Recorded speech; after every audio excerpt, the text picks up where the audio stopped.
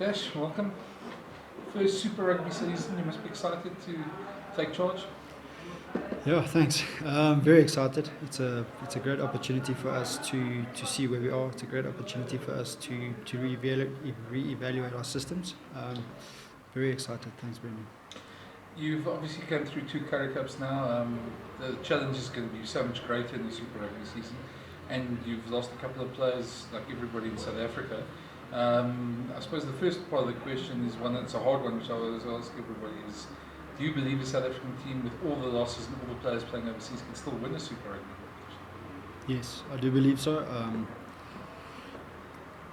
I think with the Springboks, what the Springboks showed us last year is with great planning, with everyone being aligned, with a specific goal and a specific plan, anything's possible.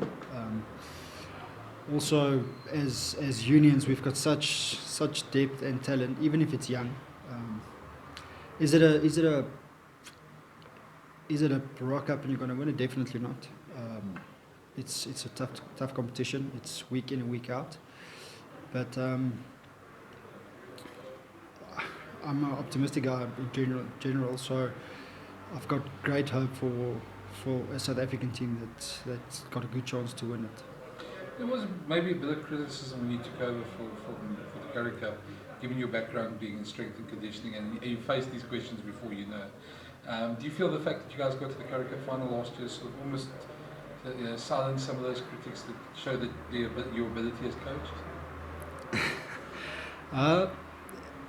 To me, the team is important, and referring to that is the coaching team, the management team, then the players, the team of players as well. So, can I understand the questions or the criticism? Definitely. 2 years ago, I was still a trainer. I was fortunate and blessed enough to really be actively involved daily with Akkers and Swys, and when they were the head coaches, to really be part of the planning every day, to really be part of the sessions every day. When 2012, when we didn't play Super Rugby, it was for one stage it was just Akkers and JP. So back then we had no choice. We had to get our hands dirty. So I think it's justifiable to ask the question. I also don't see it as there's a day or there's an event or something that can justify that now. I think the role in the team and the role within the coaches didn't really change that much. So if guys want to call it after the final, then it's more justified. Then I don't see it that way. One of the biggest challenges in Super Rugby is obviously it's a marathon, not a sprint, so to speak. So fitness levels is one thing you should be good on, given your background. But just on that, I mean, your draw, you've got a pretty interesting draw. As I say, you start in Buenos Aires, and then you come back here, and then you tour quite early, as far as I know as well. Is that a good thing or a bad thing? Yeah, so just on that, we put the season into 3 phases. So phase 1 for us is the first 3 games. So like I said, the first one is away in Argentina. We've got 2 home games and a bye, which is relatively early.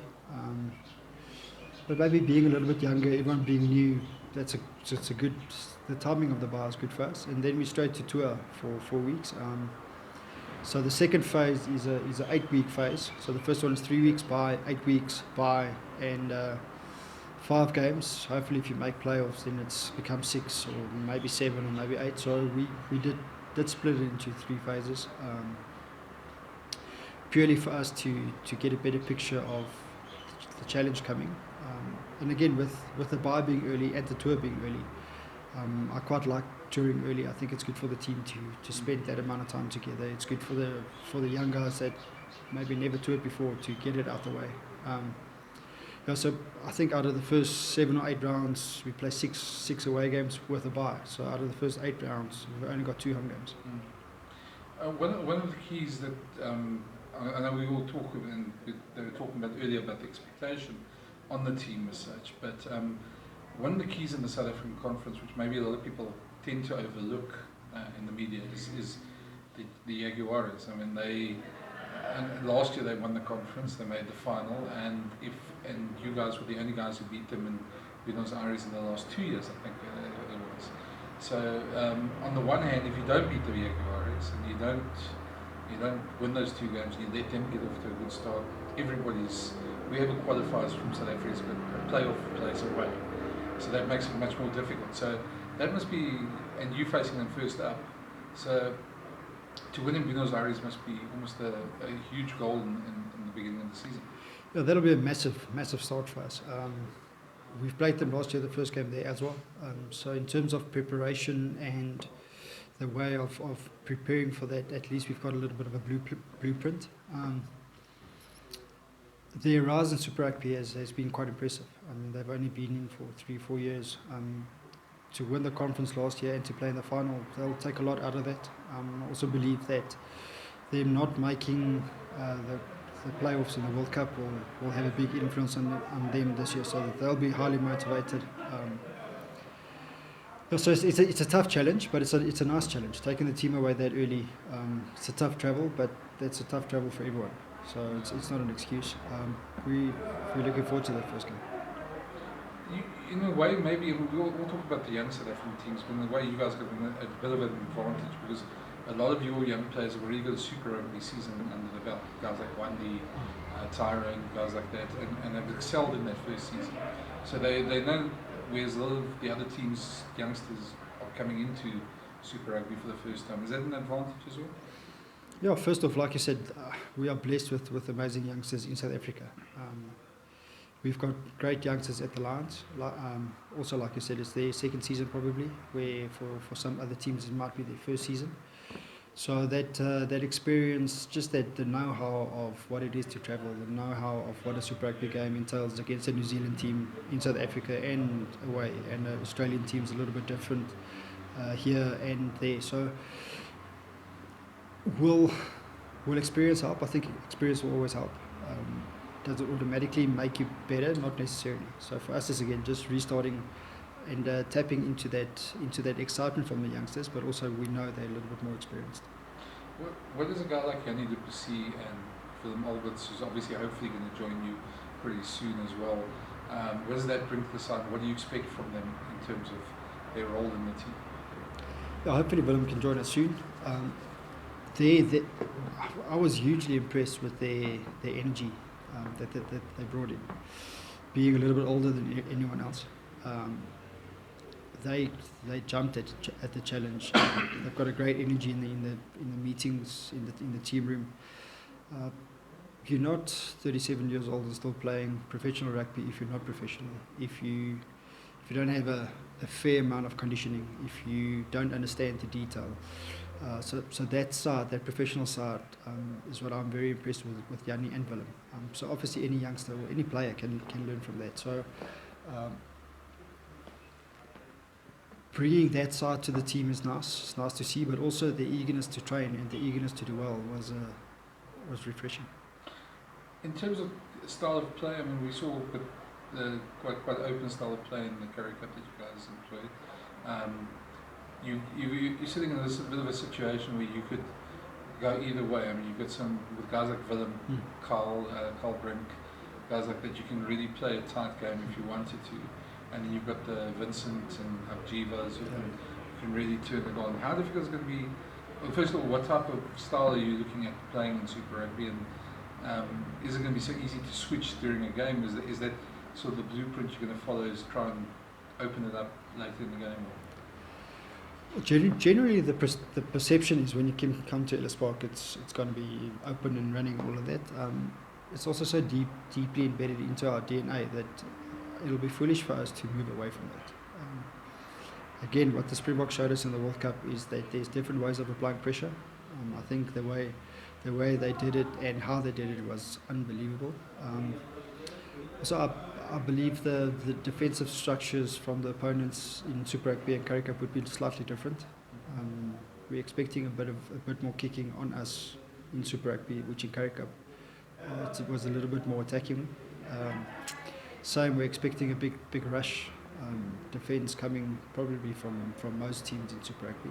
So you have to be able to adapt slightly. You have to be able to make good decisions under pressure, which Super Rugby is week in and week out. So we really worked hard in pre-season just on the ability to apply pressure in different ways. By running sometimes, by kicking sometimes, by set piece sometimes. Yep. One of your players that you brought in, Tian Swanepoel, you spoke a bit about him earlier in the press conference, but really an unknown factor. I've seen videos of him kick 60-meter penalty goals. Is he a bit of a secret weapon? Are you hoping he's a bit of a secret weapon? Yeah, definitely. He's definitely got a point of difference. Without mentioning too much stuff or without singling him out, he kicked a 66-meter penalty today after training, just like in a yawn. So he's blessed with a big right boot. Is it something that you could use at altitude? Probably. Will we only pick him just for that? No. So it's can he add something? Definitely. So yeah, we're excited about him. He's a great young talent, super fit, super excited to learn. Played great junior rugby at Western Province. Went to Australia for a stint. So yeah, he's a nice addition to the Lions family. Anything else you want to mention about the season? Any thoughts you want to share?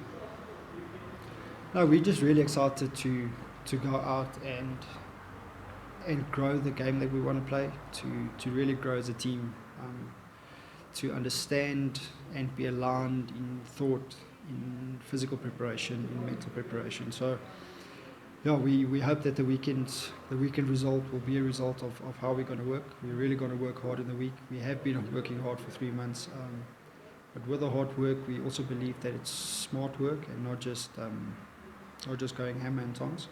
So we really hope that it'll come off the season, and yeah, we always want to make the fans proud. We always want to look like a team that enjoys spending time together. So yeah, hopefully we can spend some good time with fans this season. Hopefully we can reach out to people in Joburg specifically, and wherever we touch us, and yeah, make a difference as much as we want to make it off the field. But the biggest difference we can make is on the field. Get people to the stadiums. Yeah, just make Joburg proud of what we do, and